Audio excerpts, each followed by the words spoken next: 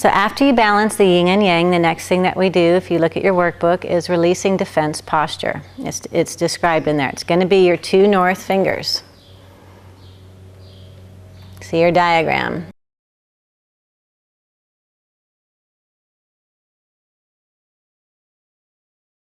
If you use a south finger on the northern hemisphere, the horse might move away from you because it's uncomfortable.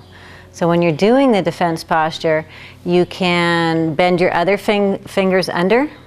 You don't want the other fingers resting on the horse. It kind of shorts it out.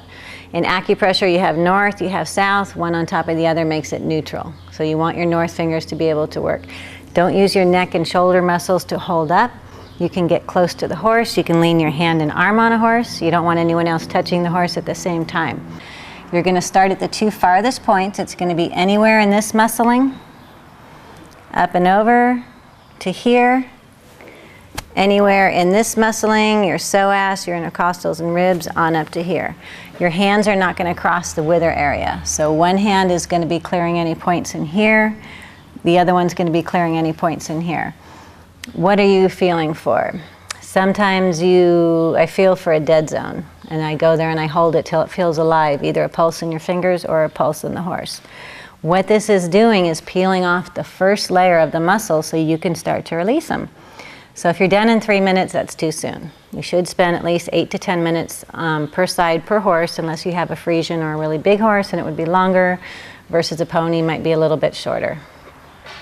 So I'm just going to put north finger up here, north finger here, and I'm just going to hold those 2 points until I feel they clear. This is just for a class setting, so I'm just going to show you where I would go to next.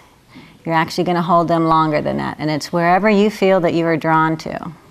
One hand might move faster than the other, okay? You're just feeling for different spots. So each of these spots would take about a minute or 2 to clear. I'm just showing you the pattern of where I would go. So don't do it at this speed. So this is about the area that I would do for him. Coming up over the top of the scapula, and I would be ending here.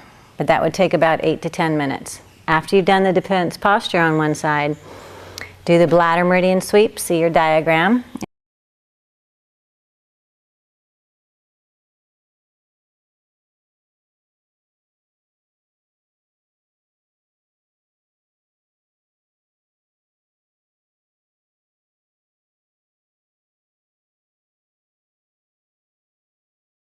It starts right below the eye, through the eye and the ear. Okay, you go through the ear, just under the mane. And this is not a speed event. You want to feel where the coat changes, where the horse is tense. Okay?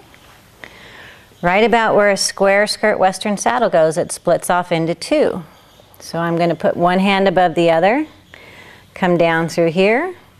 You might feel a lot of stickiness over here. This to me is usually a sign that the liver and kidneys are stressed and not functioning as well as they could be. You're going to come up over here. Come through here. This is a bladder meridian. See this cut of the muscle? It comes down through there. Through this part of the hock, you can leave one hand up. All the way down through here, and you're rubbing bladder 67. Okay, and you're going to do that 3 to 5 times each side. If your horse's immune system is low, this is really good for them. Okay, it helps with chronic issues, pain, so you can look up what bladder meridian does in horse in your acupressure book. And you're going to do the same on the other side of the horse. Whatever you do for one side, you're going to do on the other side. So we would do DP the same on the other side, and the bladder sweeps the same on the other side. And then we're going to start actually working on unwinding the horse.